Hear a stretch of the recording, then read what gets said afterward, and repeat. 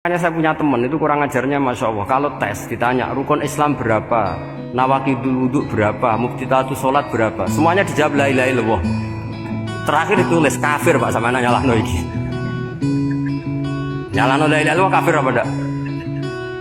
Gurunya bingung kan akhir. Di ek iku la ilaha illallah kok di ek. Akhirnya bocah diceluk, "Cong maksudem piye?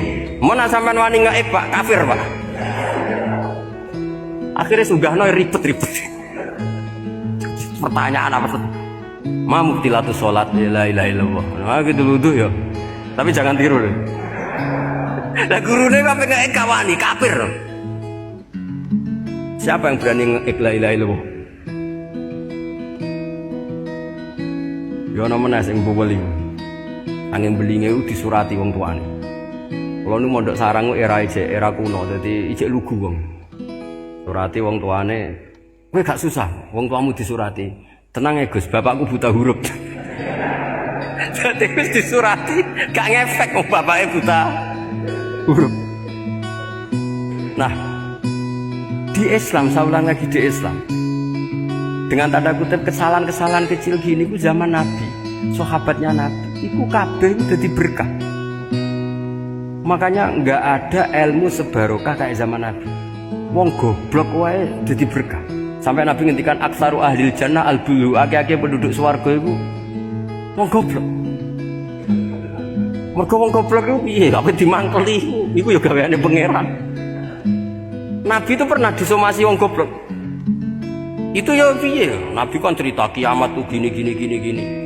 Yang kemarin gak jadi itu.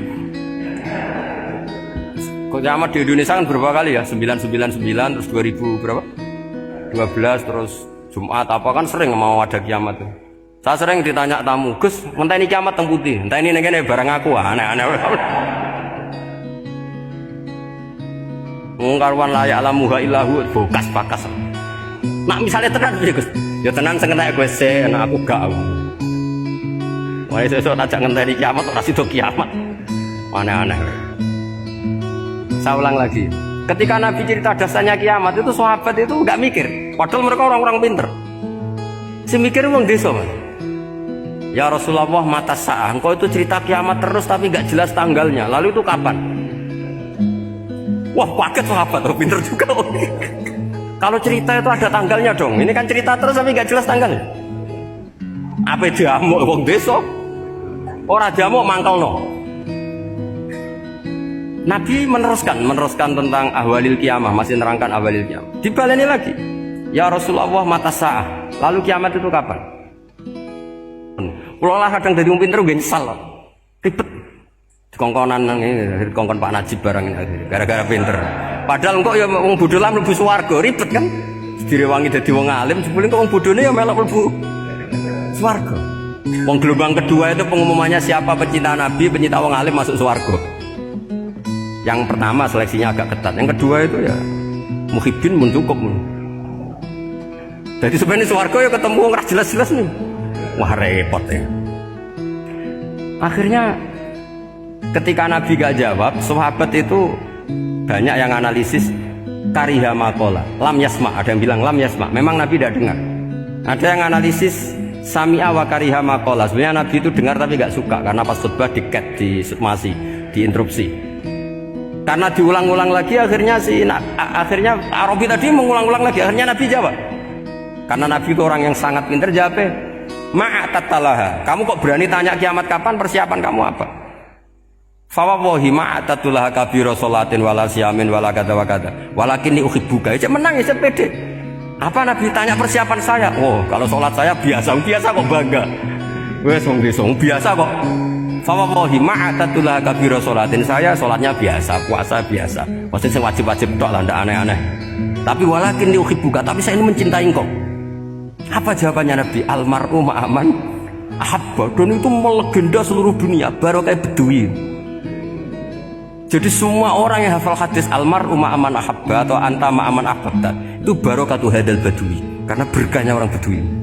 Dan hadis itu mutawatir karena dikatakan Nabi ketika khutbah, orangnya banyak yang hadir banyak. Barokahnya orang Bedui, gak disopan santun. Mukjizatnya Nabi seringnya gara-gara orang Bedui. Nabi khutbah Wis khutbah cerita akhirat, cerita kebaikan. Ya Rasulullah, khutbah mohon bakas akhirat kebaikan. Sekarang itu tidak ada hujan, halakatil amwal. Sekarang harta hilang semua. Hewan-hewan sudah mau mati semua karena apa? Kekeringan. Mohon jenengan rasa bakas niku, pun jaluk udan mawon. Nabi langsung Allahumma wah langsung udan tuwes.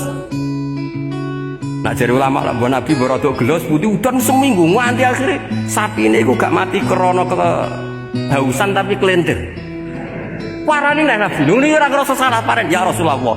Wong kula yo donga udan ben ra mati saiki mati tenggelam. Mun lereni santai wae. Ya saya minta doa hujan supaya hewan-hewan itu bisa minum dan seger. Dan ini malah do kelentir. Akhirnya Nabi itu rugi meneh. Allahumma hawalena wala alina Allahumma alal akam wa dzirab terus. Di wong desa. Betapa barokahnya wong desa iki orang tahu. Betapa Rasulullah itu sekali ngendikan alam itu harus tunduk. Jadi min mu'jizati Rasulullah sallallahu alaihi wasallam itu sekali ngendikan alam itu harus ngikuti. Jadi Nabi misalnya ngendikan hujan, itu panitia hujan, malaikat hujan harus nuruti. Nabi ngendikan berhenti juga harus berhenti. Makanya enak jadi Nabi itu. Tapi kamu nggak mungkin sudah tutup, tidak ada mungkin. Makanya Nabi itu pernah minta dalam satu maidah, ya fulan saya ambilkan dirok. Dirok itu kaki kambing yang depan, diambilkan. Ambilkan lagi, diambilkan. Ambilkan lagi ya Rasulullah, bukankah kambing hanya punya dirok dua, kaki depan dua? Andaikan kamu bilang iya, maka akan selalu ada dirok selagi aku minta-minta. Karena alam ini akan mengikuti. Jadi Nabi misalnya mau dahar gitu ya, kok Nabi ngendikan ya Jabir ini jangan kamu entas, yang entas harus saya. Ini cukup untuk makan orang banyak. Nabi sekali ngendikan cukup. Nasi ini punya konstitusi harus cukup. Karena Nabi ngendikan cukup. Itu hebatnya Nabi. Beliau punya spesial. Alam ini harus nurut sama beliau. Makanya disebut wadhabu wal ghazala yasadani laka birrisalah. Semuanya itu harus tunduk. Nah, akhirnya syafaat-syafaatnya Nabi itu gara-gara wong desa-desa. Saya itu pengagum wong bodoh ya, termasuk hadisul araf itu. Ada orang desa tanya, ya Rasulullah nanti kalau saya mati itu yang ngisap siapa ya? Allah ya. Wah bagus lah, terus mulai. Barang mulai, abe guyu. Nabi iya karpe, dipanggil lagi. Ya Arabi kenapa kamu tertawa-tawa terus pulang? Ya baguslah kalau yang ngisap Allah. Selama ini hubungan sama Allah saya baik-baik saja. Tapi Nabi muji faqhu hadzal Arabi, wis pinter gocong. Terus pernah lagi ada orang Bedui tanya, hal yadhakur rabbu ya Rasulullah, apakah Tuhan itu pernah senyum, pernah tertawa? Naam, kata Nabi, ya pernah.